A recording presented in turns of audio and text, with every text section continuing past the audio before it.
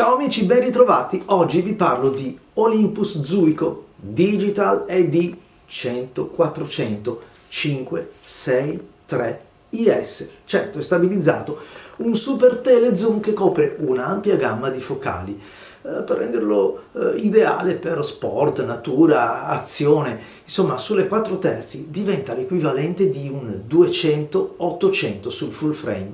Mica male. Ma se siete degli incontentabili, sappiate che si può anche, moltiplicare con l'1,4 e anche col 2, sì, lo so, è un azzardo, ma comunque si può fare e arriva fino a 1120 mm o addirittura 1600 mm, moltiplicandolo col 2 per. Ci picchia, mica male. Allora, prima di presentarvelo, lasciatemi fare un ringraziamento a RCE Foto Livorno, a Luca e Gabriele, che mi hanno concesso la possibilità di provare abbastanza a fondo questo telezoom, questo obiettivo che avevo nel mirino da un po' di tempo, già perché si presenta davvero massiccio, ben realizzato, e allora, visto che è disponibile nell'usato, perché non approfittarne? L'usato fotografico, ma quello di qualità, infatti c'è la garanzia, è questo, non dimenticatelo mai, è fondamentale. E allora siamo pronti per provare questo bel gingillo.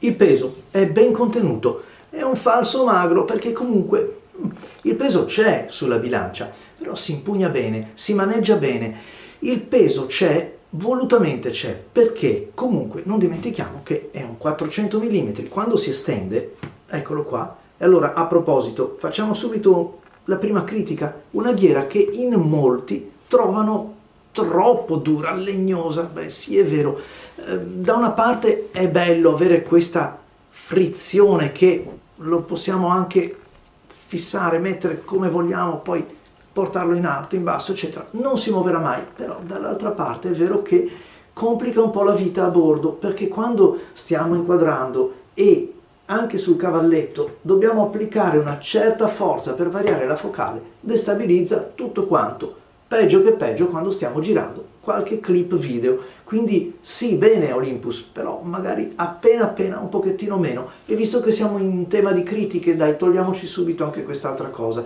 Paraluce, sì, qualcosina di meglio si poteva fare, soprattutto perché questo non vada bene, va benissimo, è anche abbastanza solido. Che cosa non va tanto bene? L'attacco, l'anello, plastica di quelle proprio. No, per piacere, fate qualcosa di meglio, perché la percezione e soprattutto poi anche il fatto di avere la sicurezza dell'aggancio dipende proprio da questo, dal collare. Basta spendere 1 centesimo, 2 centesimi di euro lì è dove si fa la partita, perché poi che si deformi appena non mi interessa, è un paraluce, deve fare il suo lavoro, ma l'aggancio devo metterlo e chiuderlo bene con sicurezza, ok? E allora adesso parliamo invece delle altre cose. Questo collare è a prova di rinoceronte, è un collare, come potete vedere, in metallo, ma metallo anche senza senza lesinare sulla quantità di metallo, fatto bene, un pomello generoso. Assolutamente sì, cioè sembra davvero costruito proprio con tutti i criteri, con tutti i dettami, perché vi dicevo prima, quando si estende, insomma è un 400 mm ed è giusto che abbia una staffa solida, che sia ancorato bene, sebbene le camere di solito, questa è quella top del brand, la OM1, anche se le camere, vi dicevo, nel sistema OM non sono poi così pesanti, come vedete ha la attacco Arca Swiss e anche questo è un ulteriore vantaggio. Tutti così dovrebbero essere, sì, perché ci evitiamo di mettere delle piastre aggiuntive o di al massimo anche dover cambiare proprio la piastra d'attacco dell'obiettivo. Purtroppo, guardate, le mie mani ci stanno a pelo, ma senza dubbio non ci saranno quelle di molte altre. E allora quando dobbiamo andare ad agganciarlo, lì è un pochettino più difficile, perché o sulla testa del monopiede o l'obiettivo va impugnato così, perché qua sotto si fatica un pochettino. Diamo un occhio agli switch. Beh, non sono molti, ma giusto quello che ci serve. Da una parte abbiamo il lock, quello per bloccare lo zoom, ma come vi ho detto prima non serve quasi farlo, perché è veramente a prova di estensione. E poi abbiamo dall'altra parte questi, lo switch per andare a settare il lavoro dell'autofocus nelle varie lunghezze focali, quello che si chiama limiter. Abbiamo 3 possibilità: il full, che è a metà, il 6 metri a infinito e da 1,3 metri a 6 metri. Ho trovato che sia ben interessante e che oltretutto consente anche di lavorare molto bene vista la lunghezza focale di cui stiamo parlando. E poi il selettore per autofocus, manual focus, e qui in fondo la stabilizzazione che possiamo scegliere per l'appunto di tenere attiva oppure di spegnere. Tutti molto comodi, ben raggiungibili. Come potete vedere, l'anello lascia la camera libera, cioè non ha i punti, quei 4 punti a 90 gradi come invece hanno altri obiettivi. Si apre e si chiude molto comodamente grazie a questo pomello. D'accordo, non sarà una serie Pro e non è nemmeno luminosissimo, ma le immagini sono chiare, nitide e, in una parola, piacevoli. Peccato solo per quella distanza minima di messa a fuoco di 1,3 metri che gli taglia un po' le gambe sui soggetti ravvicinati, però poco male, è pur sempre un 400 mm con un buon rapporto di riproduzione. L'autofocus funziona bene anche se non è il primo della classe, non ci lascia mai a piedi, ma a volte insomma bisogna dargli la sveglia. Si avverte poi, mi pare di aver visto un certo calo della nitidezza oltre i 300 mm, lì va un po' diaframmato, va anche un po' magari supportato in post-produzione, però bisogna anche segnalare che si lavora bene anche a tutta apertura, soprattutto quando c'è un buon contrasto nella scena. D'accordo, non sarà performante come i più noti 100-400 dedicati al full frame, però ci porta da 100 mm a 400. Le immagini sono gradevoli, il fuorifuoco sì, dai, ci sta, anche se non è dei migliori, ma va pur sempre bene. Le immagini che stanno passando sono quelle generate dal focus taking in camera, una prerogativa della Olympus, in questo caso la OM1, e come è facile notare ci sono questi diversi piani di messa a fuoco che poi la camera, attraverso questa tecnica, mette insieme, ed è una caratteristica molto utile soprattutto per chi ama la fotografia macro, quella vera, quella tosta, dove si possono scegliere molti fotogrammi.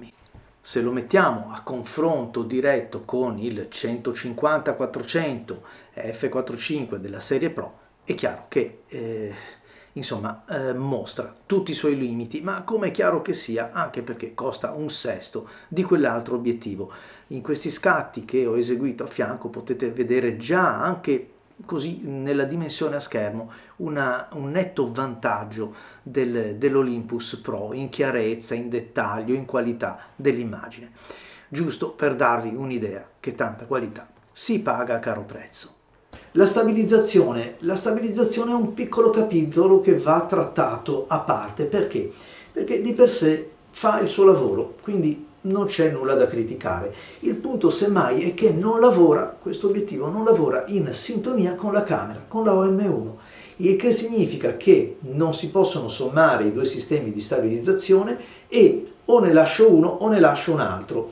E allora ogni volta che monto questo obiettivo devo andare a settare il fatto di o toglierlo qui e lasciarlo qua o viceversa. Sì, insomma è un po' una rottura di scatole, piccole cose si intende, perché questo obiettivo vi ripaga ampiamente, però poteva lavorare in sintonia ed era tanto meglio. Infine uno sguardo al parco ottiche Olympus, che presenta varie tipologie di obiettivi, fra i quali i Pro. Il Pro abbiamo per esempio in tema di zoom il 40-150 2.8 e il 300 f4, obiettivi senza dubbio costosi ma performanti.